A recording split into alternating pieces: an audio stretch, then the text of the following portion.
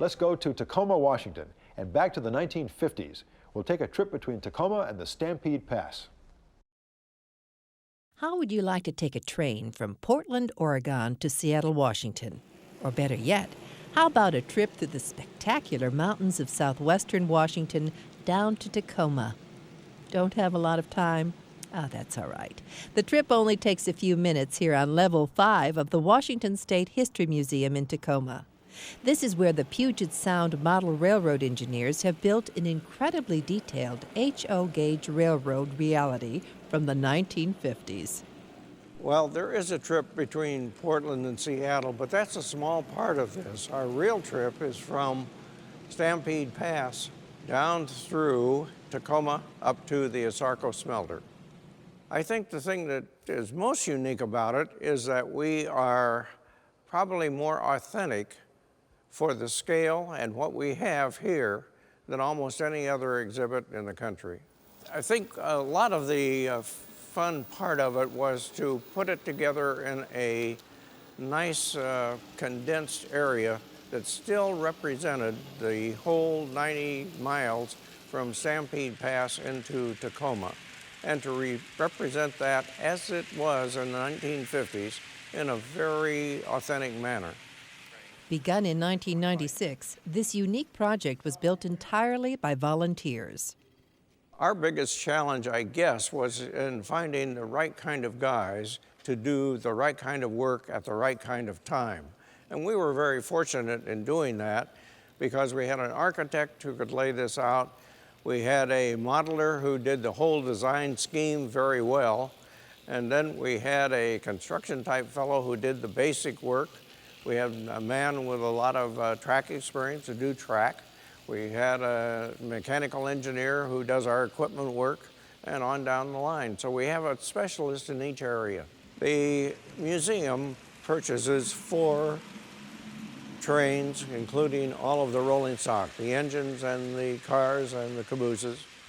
And then each member of our club must contribute 6 pieces of rolling stock, or they can contribute 1 engine in lieu of 3 pieces of rolling stock, and that must stay on the layout.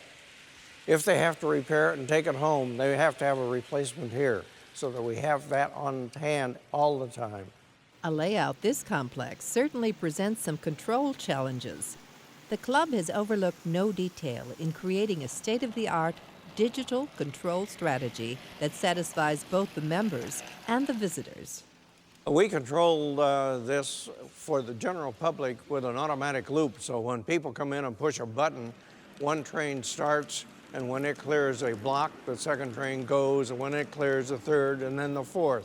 And this is just automatic for the general public when none of us are here. When we're here operating, we use a Digitrack control system, and we have throttles so that we control these trains individually. And we also control them as they were in the 1950s on a 1950s schedule. We have a dispatcher who is in another room, and as each engineer is ready to roll his train, he calls in for clearance to clear the yard and to move. The dispatcher gives him that clearance and permission to go.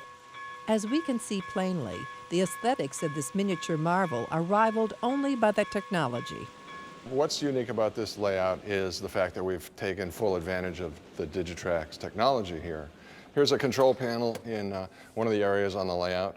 What we've done is replace our existing control system control panels with a lot of wires on them down to a very simple panel like this with only 1 single loconet cable. And so I can demonstrate this by pressing a single button. The light on the control panel should blink, which means that a message is going out to the device. When the switch machine throws, it sends a message back, which stops the blinking, and that tells us that we've got a good switch throw. And what's the bottom line for these hardworking volunteers? We're here to build, maintain, and operate this layout for the general public, and particularly for the children, we like to think, and show them what the railroads did to service this area in the 1950s. So if you ever find yourself actually on a trip between Portland and Seattle, take the time to stop off in Tacoma and visit the Washington State History Museum to see what the area really looked like by rail some 50 years ago.